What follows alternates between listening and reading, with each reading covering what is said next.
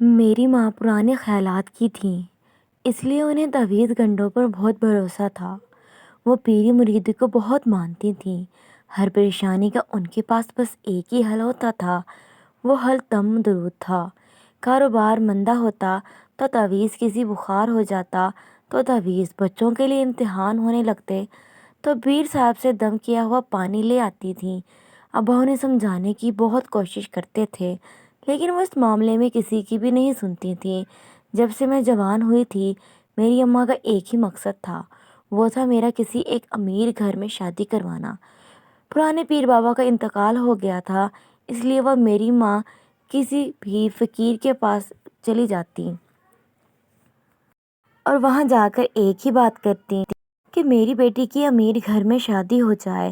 وہ پیر سے دعا کروانے کے ساتھ ساتھ تعویذ بھی لے کر آتی تھی۔ اب پتہ نہیں کسی تعویذ کا جادو تھا یا کسی پیر کی دعا کا اثر، پھر میری قسمت پر اتنی اچھی تھی کہ میرے لیے ایک امیر گھر کے لڑکے کا رشتہ آیا۔ ان لوگوں نے بہت چاؤ سے میرا رشتہ مانگا اور میری ماں نے جھٹ سے ہاں کر دی۔ میری ہونے والی ساس ایک اچھی خاتون تھی، اس نے ہمارے گھر کی غربت کو نظر انداز کیا اور میری شادی کے لیے ایک سے بڑھ کے ایک چیز خریدی۔ حالانکہ میری ماں کی طرف سے ایسی کوئی بھی تیاری نہ ہو سکی، لیکن وہ عورت یہی کہتی تھی جس نے بیٹی دے دی اس نے سب کچھ دے دیا۔ مجھے صرف ایسی ہی لڑکی کی تلاش تھی جو خوبصورت ہونے کے ساتھ ساتھ خوبصورت بھی ہو، جو میرے گھر کو جنت بنا دے۔ مجھے یقین ہے فرح یعنی کہ میں ایک اچھی لڑکی ہے جو میرے گھر کو جنت کا گہوارہ بنا دے گی۔ ہم روایتی ساس بہو کی طرح نہیں بلکہ ماں بیٹی کی طرح رہیں گے۔ میری ہونے والی ساس کے خیالات ایک طرف تھے، لیکن میری ماں کی فکریں ایک طرف تھیں۔ وہ کہتی تھی رشتہ لینے کے بعد سب بدل جاتے ہیں، جب رشتہ مل جاتا ہے تو گھر لے جا کر بہو کو سو تانے دیتی ہیں اور گھر کی نوکرانی سے زیادہ عزت نہیں دیتی۔ اسی فکر میں میری مہندی والے دن میری ماں پیر کے پاس چلی گئی اور بابا سے کہا میری پیر بابا کوئی ایسا تعویذ دے میرا ہونے والا داماد میری بیٹی کے قابو میں آ جائے، اسے بیوی کے علاوہ کوئی بات صحیح نہ لگے، وہ بس بیوی کے گن گائے، اس کی آنکھوں سے دیکھے اور اس کے کانوں سے سنے۔ تعویذ بھی ایسا ہونا چاہیے کہ جلد ہی اثر کر جائے، آپ کو منہ مانگی رقم دوں گی، بس جلدی سے میرا کام کر دیں۔ نے کہا آپ فکر نہ کریں، ایسا تعویذ دوں گا تمہاری بیٹی شوہر کے دل پر ہی نہیں پورے گھر میں راج کرے گی۔ یہ کہہ کر بابا جی کچھ پڑھنے لگے، میں مصروف ہو گئے۔ پیر بابا نے 2 گھنٹے کی محنت کے بعد ایک تعویذ تیار کیا اور چند لائنیں لکھ کر میری ماں کے ہاتھ میں دے دی۔ وہ اپنی بیٹی سے کہنے لگا شوہر کے تکیے میں چھپا دینا، یہ چند لائنیں جو میں نے لکھ کر دی ہیں وہ اس کو اپنے شوہر کے سو جانے کے بعد پڑھنی ہوں گی، تو دیکھنا اس کے شوہر پر تعویذ اثر کرے گا۔ نیر بیگم نے میری رخصتی کے وقت وہ تعویذ اور کاغذ چپکے سے میری ہاتھ میں دے تھما دیا اور جو پیر بابا نے کہا تھا بالکل ویسا ہی کرنے کے لیے کہا۔ میں بڑی دھوم دھام سے رخصت ہو کر اپنے چھوٹے سے گھر سے اس محل نما گھر میں آئی۔ میری رخصتی کے سارے انتظامات بھی میرے سسرال والوں نے کیے تھے۔ وہ میرے ساس اور نند نے میرا پر اتفاق استقبال کیا۔ مختلف رسومات کے ساتھ مجھے گھر کے کمرے میں پہنچایا گیا۔ میرا کمرہ کیا تھا، خوبصورتی کا شاہکار تھا، مہنگا فرنیچر اور تازہ پھولوں سے سجا ہوا۔ کمرہ میری سوچ سے بھی زیادہ خوبصورت لگ رہا تھا۔ ڈر تھا میرا شوہر مجھے ناپسندیدہ نہ کر دے، کیونکہ کمرے میں ہر چیز موجودہ تھی جو بہت خوبصورت تھی کہ ان کے سامنے مجھے اپنی خوبصورتی مانت پڑتی محسوس ہو رہی تھی۔ لیکن کہیں نہ کہیں میرے خوفزدہ دل کو یہ سکون تھا کہ میرے پرس میں موجود وہ تعویذ اور کاغذ پر لکھی چند لائنیں میری زندگی میں سب کچھ ٹھیک کر کے رکھ دیں گی۔ میں نے ابھی شوہر کے کمرے میں آنے سے پہلے اپنے پرس سے اس تعویذ کو نکالا اور اپنے شوہر کے تکیے میں ڈال دیا۔ میں نے ایک بار پھر سے تکیے پر ہاتھ مارا کہ اس بات کا یقین کر لیا تھا تکیے میں کوئی بھی چیز محسوس نہیں ہو رہی تھی۔ چیز میری مرضی کے مطابق ہونے والا تھا، لیکن ایسا نہیں ہوا تھا۔ جیسے ہی میرا شوہر میرے کمرے میں داخل ہوا، اس نے مجھے دیکھتے ہی میری تعریفوں کے پل باندھنا شروع کر دیے۔ یوں لگ رہا تھا جیسے اس دنیا کی خوبصورت لڑکی میں ہی ہوں۔ میں جو پہلے تھوڑی سی ڈری ہوئی تھی اب خوشی سے پھولی نہیں سما رہی تھی۔ رابعہ میں بہت خوش قسمت ہوں جو مجھے جیون ساتھی کے روپ میں تم ملی، نوید نے بہت محبت سے اس کی طرف دیکھتے ہوئے کہا۔ وہ مسکرانے لگے اور جب نوید نے میری منہ دکھائی میں مجھے ہیرے کی انگوٹھی دی تو یوں لگا جیسے میں زمین پر نہیں بلکہ آسمان میں اڑ رہی ہوں۔ یہ سب میری ماں کی دعاؤں اور وظیفوں کا نتیجہ تھا جو مجھے آج ہر چیز میں مل رہا تھا۔ میرے کمرے کے دروازے پر دستک ہوئی اور میری ساس کے ساتھ میری نند بھی کمرے میں داخل ہوئی تھی۔ بیٹا، اصل میں تم سے ایک ضروری بات کرنا چاہتی ہوں۔ امید ہے کہ تم میری بات کو سمجھنے کی کوشش کرو گی۔ ساجدہ بیگم کے کہنے پر نوید اور رابعہ نے ناسمجھی سے ان کی طرف دیکھا۔ بھلا اس وقت نئے نویلے جوڑے کے کمرے میں کون آتا ہے؟ اصل میں ہمارے ایک پیر بابا ہیں، انہوں نے ہم سے کہا ہے کہ بیٹے کی شادی کرنے کے بعد دلہا اور دلہن کو اکیلے نہیں چھوڑنا، کیونکہ شیطانی طاقتیں تم دونوں کا پیچھا کریں گی۔ اس لیے میں تم دونوں کے کمرے میں آئی ہوں تاکہ تمہارا خیال رکھ سکوں۔ میں امید کروں گی تو تمہیں میری بات بری نہیں لگے گی۔ ساجدہ بیگم نے میرے قریب بیٹھتے ہوئے پیار سے کہا۔ مجھے سمجھ نہیں آ رہی تھی ساس کو کیا کہوں۔ میں نے پریشان سے شوہر کی طرف دیکھا، شاید وہ کچھ کہے، لیکن وہ تکیہ اٹھا کر بنا کچھ کہے صوفے پر جا کر لیٹ گیا۔ مجھے شدید غصہ آ رہا تھا، لیکن میں پہلے ہی دن کوئی بدمزگی نہیں چاہتی تھی۔ جب نیر بیگم ناشتہ دینے کے لیے میرے سسرال آئی اور اس نے موقع ملتے ہی مجھے سے سوال کیا کہ سب کچھ ٹھیک سے ہو گیا نا، تو میں نے اپنی ماں کو آہستہ سے وہ سب باتیں بتا دی جو رات میرے سسرال اور میری ساس نے کہی تھی۔ یہ سن کر امی مجھ پر غصہ ہونے لگی تھی کہ تم نے بابا یہ کہے کے مطابق عمل نہیں کیا۔ پھر انہوں نے مجھے تاکید کی کہ آج رات لازمی تم نے وہ لائنیں پڑھنی ہیں تاکہ تمہاری یہ شان و شوکت اور خوبصورتی اس طرح ہی خوبصورت رہے۔ لیکن جیسے ہی رات آئی، میری ساس اور نند میرے کمرے میں آ گئیں اور میرے ساتھ میرے لیے دودھ کا گلاس لے کر آئی تھیں، اور انہوں نے اتنی محبت سے مجھے کہا کہ تم یہ دودھ پی لو۔ میں انکار نہیں کر سکی اور دودھ کا گلاس اپنے ہونٹوں سے لگا کر پینے کے کچھ دیر بعد ہی میری آنکھیں بوجھل ہو کر بند ہونے لگی تھیں اور میں گہری نیند سونے لگی تھی۔ میری ماں ہر روز کسی نہ کسی بہانے سے میرے گھر آتی اور مجھ سے کام ہونے کا پوچھتی، اور میں ہر بار انہیں انکار میں جواب دیتی تھی تو میری ماں مجھ سے ناراض ہو جاتی، اور پھر اس مسئلے کا حل میری ماں نے یہ نکالا کہ انہوں نے میری ساس سے کہا کہ وہ اپنے اکلوتے بیٹے کو جدائی میں بہت اداس ہو رہی ہے، وہ اگر اجازت دیں تو وہ کچھ دنوں کے لیے اپنی بیٹی کے پاس رہنے کے لیے آ جائیں۔ میری ساس ایک اچھی خاتون تھی، انہوں نے میری ماں کو منع کرنے کی بجائے یا پھر میرے منہ بنانے کی بجائے آ کر گھر اجازت دے دی رہنے کی۔ آج رات وہ دودھ کا گلاس نیر بیگم کے لیے بھی کمرے میں آیا تھا، تو میری ماں کو محسوس نہیں ہوتا تھا کہ دودھ میں کچھ ہے۔ پھر انہیں بے وقت جب نیند آنے لگی تو انہیں محسوس ہوا کہ دودھ کے گلاس میں کوئی چیز ملائی جاتی ہے۔ انہوں نے اس بات کا ذکر مجھ سے کیا تو جانے کیوں مجھے غصہ آ گیا۔ میں نے ان سے کہا کہ میری ساس ایک اچھی خاتون ہے، وہ بھلا کیوں مجھے اور انہیں کوئی چیز دودھ میں ملا کر پلائیں گی۔ نیر بیگم یہ سن کر خاموش ہو گئیں، کیونکہ انہیں میری بات ٹھیک لگی۔ اگر میرے ساتھ وہ ان کا گھر آنا رہنا برا لگتا تو وہ انہیں رہنے سے صاف منع کر دیتی، لیکن انہوں نے ایسا نہیں کیا تھا، تو پھر وہ کیوں دودھ کے گلاس میں کچھ ملا کر پلاتی۔ لیکن پھر کچھ دنوں بعد نہ جانے کیوں مجھے امی کی بات سچ لگنے لگی۔ بظاہر تو سب کچھ ٹھیک تھا، نوید میری بات مانتے، میرا خیال رکھتے تھے، میری ہر خوشی کا خیال رکھتے تھے، میری ہر خواہش پوری کرتے تھے، نند میرے آگے پیچھے پھرتی تھی، لیکن پھر بھی کچھ ایسا تھا جو عجیب تھا، کیونکہ نوید شادی کے اتنے دن بھی صوفے پر سو رہے تھے۔ جب بھی میں اس کے بارے میں بات کرنے کی کوشش کرتی وہ ٹال دیتے تھے، اور جب میں نے اپنی امی سے اس بارے میں باتیں کی تو وہ کہنے لگی تم بس عیش و عشرت سے مطلب ہونا چاہیے، ہو سکتا ہے تمہارے شوہر میں کوئی کمی ہو، لیکن تمہیں اس بارے میں اس سے بات کرنے کی کوئی ضرورت نہیں، کہیں ایسا نہ ہو کہ وہ غصے میں ہمیں گھر سے باہر نکال دے۔ ماں کی باتیں سن کر میں خاموش ہو گئی، کیونکہ میں بھی عیش و عشرت کی عادی ہو گئی تھی۔ نیر بیگم بیٹی کو ڈھیروں نصیحتیں کر کے بکے واپس چلی گئی۔ مجھے شک ہونے لگا تھا کہ میں کچھ بھی کاغذ پہ لکھی لائنوں کو پڑھنے کی کوشش کرتی یا سوچتی آج رات لازمی اپنا یہ عمل کر لوں گی۔ مجھے نیند آنے لگتی یا بار میری ساس میرے لیے دودھ کا گلاس لے آتی تو میں نے چپکے سے اس دودھ کے گلاس میں ایک خالی بوتل میں ڈال کر بیڈ کے سائڈ نیچے چھپا دیا۔ بیگم جب دودھ کا گلاس دے کر واپس آئیں تو خالی دودھ کا گلاس ٹیبل پر پڑا دیکھ کر مسکرا دی۔ میں بھی ان کی طرف دیکھ کر مسکرانے لگی۔ میں خوش تھی کہ آج اس بات کا بھی پردہ اٹھنے والا تھا کہ میری ساس دودھ کے گلاس میں مجھے پانی کچھ ملا کر کیوں دیتی ہیں، میرا وہم ہے۔ جس وقت میری آنکھ کھلی تو میں نے ہڑبڑا کر اپنے بیڈ کے نیچے دیکھا تو وہاں دودھ کی بوتل موجود تھی، جس کا مطلب یہ تھا کہ میں نے دودھ نہیں پیا، مجھے خود ہی نیند آئی تھی۔ میں نے اپنی سوچ پہ شرمندہ ہونے لگی، اپنی ماں پہ بھی غصہ آیا۔ مجھے میری ساس کے خلاف بھڑکانے کا کوئی بھی موقع ہاتھ نہیں جانے دینے تھی۔ نیر بیگم گھر واپس جانے کے اگلے دن ہی یہ کہہ کر واپس آ گئی تھی کہ مجھے اکیلے گھبراہٹ ہوتی ہے، میں تمہارے ساتھ ہی رہوں گی۔ لیکن اس بار وہ الگ کمرے میں سونے لگی تھیں۔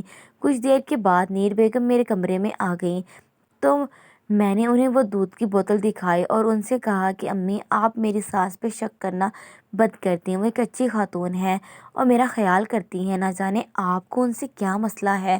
نیر بیگم سن کر بہت غصہ ہوئیں اور واپس چلی گئیں۔ میں نے بھی اپنی ماں کو روکنے کی کوشش نہیں کی کیونکہ ان کے بار بار کہنے سے میرے دل میں شک پیدا ہو رہا تھا۔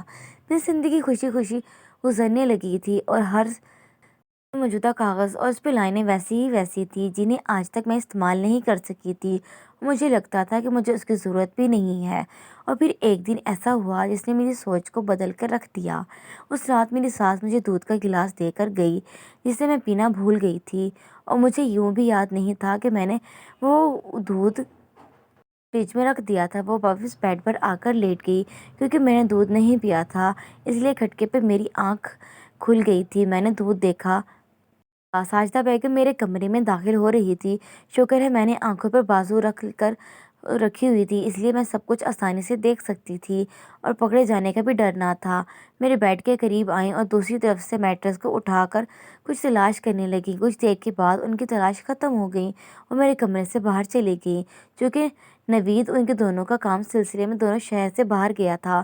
میں اکیلی سو رہی تھی۔ جیسے ہی میری ساس کمرے سے باہر گئی مجھے تجسس ہوا۔ میں اپنی جگہ سے اٹھی اور دروازے کے قریب آ کر اسے تھوڑا سا باہر دیکھتی ہی میرے پاؤں تلے سے زمین چلی گئی تو میں نے دیکھا میری ساس کھڑی تھی اور میری ساس اسے پیسے دے رہی تھی کہ وہ جلدی سے ایسا ہی ایک اور تعویذ بنوا کر لائے۔ جانے اس تعویذ میں کیا ہوا تھا اس وقت مجھے پتہ نہیں چلا تھا، لیکن مجھے حیرت ہو رہی تھی۔ میری ماں میری ساس کے ساتھ مل کر یہ کون سا کھیل کھیل رہی تھی؟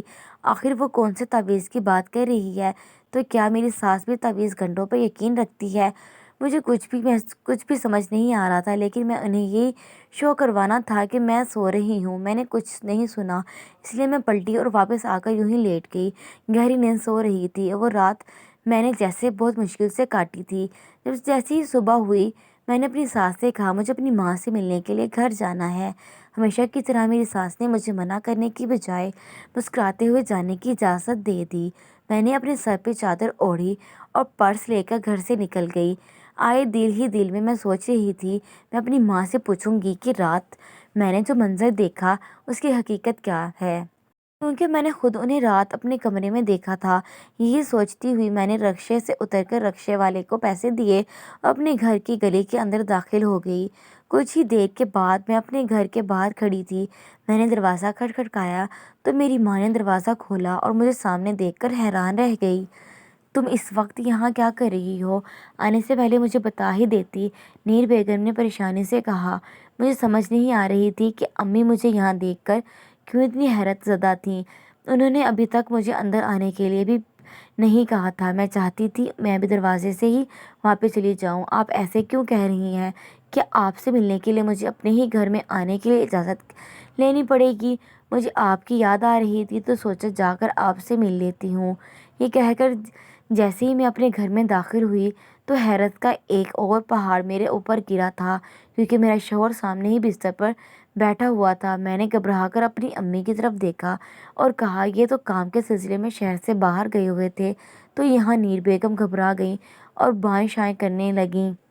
اچانک نوید اٹھا، اوقات کچھ بھی کہے بنا وہاں سے اٹھ کر گھر کا دروازہ پار کر گیا، ایسے جیسے میں نے کسی کو کوئی چوری پکڑ لی تھی۔ اگر وہ کسی کام سے امی کے پاس آیا تھا تو اسے مجھ سے بات کرنی چاہیے تھی، لیکن وہ مجھ سے بنا بات کیے وہاں سے چلا گیا۔ اس بات کا بھی مجھے بہت دکھ ہو رہا تھا۔ میں اس کی بیوی ہوں، اسے مجھے بتانا چاہیے تھا وہ میری ماں کے گھر کس کام سے آیا ہے، لیکن پتہ نہیں کیوں وہ چپ چاپ اٹھا اور چلا گیا۔ مجھے یہ سب کچھ بہت عجیب لگ رہا تھا۔ میں تو گھر سے ہزار اندیشے لے کر نکلی تھی، یہاں آ کر میرے اندیشوں میں مزید اضافہ ہو گیا تھا۔ پتہ نہیں یہ سب لوگ میرے ساتھ مل کر کیا کھیل کھیل رہے تھے۔ مجھے یوں لگ رہا تھا جیسے ان لوگوں کے بیچ میں بس بیوقوف اور نادان ہوں، ان سب کی حرکتوں سے انجان ہوں۔ کبھی میری ماں، کبھی میری ساس، کبھی میرا شوہر، سب لوگ مجھے دھوکہ دے رہے ہیں، یہ کیسی زندگی ہے میری؟ وہ سوچ کر مجھے رونا آ رہا تھا۔ ساری دنیا مجھے اپنے دشمن لگ رہی تھی۔ میں بری طرح رونے لگی، اتنا روئی کہ میری ہچکیاں بند ہو گئیں۔ مجھے روتے دیکھ کر نیر بیگم بھی پریشان ہو گئی۔ اس نے وہ سمجھ نہیں آ رہا تھا مطمئن کریں۔ میں نے روتے روتے اپنی ماں سے کہا، یہ سب کیا ہے؟ ان لوگوں کے ساتھ مل کر میرے ساتھ کون سا کھیل کھیل رہی ہیں؟ تو پہلے رونا تو بند کرو، نیر بیگم نے پانی کا گلاس میرے طرف بڑھاتے ہوئے کہا۔ میں نے ہاتھ مارا، پانی کا گلاس زمین پر گرا دیا۔ اب بس میری برداشت ختم ہو چکی ہے۔ میں اب سچ جاننا چاہتی ہوں، آخر یہ سب کیا ہے؟